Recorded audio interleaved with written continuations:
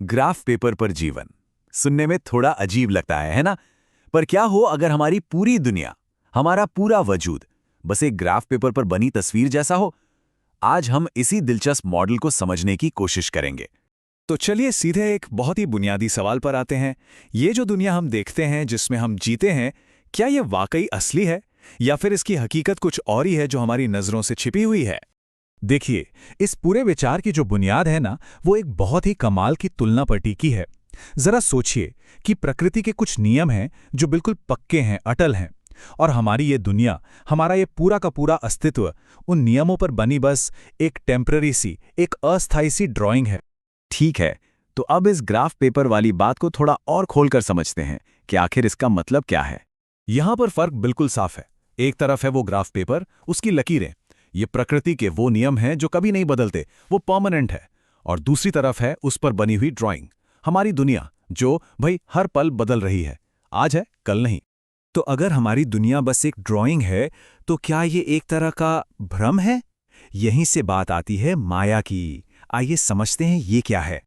तो इस फिलॉसफी में माया क्या है? माया असल में वही ड्राइंग है। ये वो दुनिया है जिसे हम अपनी आंखों से देखते हैं, महसूस करते हैं, जो लगातार बदल रही है और एक ना एक दिन खत्म हो जाएगी। देखने में बहुत आकर्षक है, लेकिन ये स्थायी सच नहीं है। और यहीं से ना जिंदगी के दो रास्ते निकलते हैं।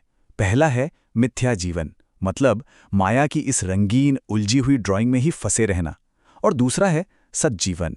ये वो सीधा रास्ता है जो ऊपर की तरफ जाता है, जो हमें इस ड्राइंग से परे उस असली, उस स्थायी सच्चाई तक ले जाता है।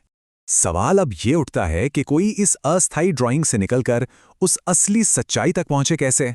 हमारा अगला हिस्सा इसी सफर के बारे में है।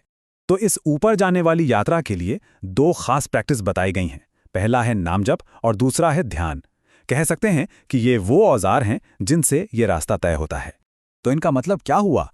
नाम जप यानी पवित्र नामों के जाप का सहारा लेना, और ध्यान यानी गहरी एकाग्रता का सहारा। ये वो दो सपोर्ट सिस्टम हैं जो किसी को भी इस भ्रम की दुनिया से निकालकर सच्चाई की ओर ले जाने में मदद कर सकते हैं।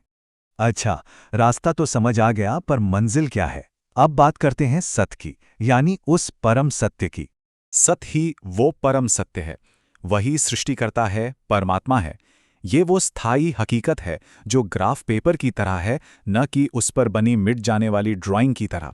और देखिए, ये मॉडल सृष्टिकर्ता की प्रकृति को भी बड़े दिलचस्प तरीके से समझाता है। इसके हिसाब से ये जो परम सत्य है, ये सत्य, ये अकेला नहीं है, ये दो शक्तियों का मेल है, एक स्त्री सृजन शक्ति और एक पुरुष सृजन शक्ति। और क्योंकि सृष्टिकर्ता इन दो शक्तियों का संगम है, इसीलिए उसके प्रति गहरी भक्ति पर बहुत जोर दिया गया है। जैसा कि कहा भी गया है, ये सृष्टिकर्ता अनंत भक्ति का अधिकारी है। लेकिन एक सीमित इंसान भला अनंत भक्ति कैसे कर सकता है? ये एक बड़ा सवाल है, और हमारा आखिरी हिस्सा इसकी का जवाब देता है। और यहीं पर एक बहुत बड़ी मुश्किल सामने आती है। हम इंसान तो सीमित हैं, हमारी ताकत, हमारी क्षमताएं, सब कुछ लिमिटेड है। तो फिर हम उस अनंत शक्ति को अनंत भक्ति भला कैसे दे सकते हैं? और इसका एक बहुत ही सुंदर हल दिया गया है।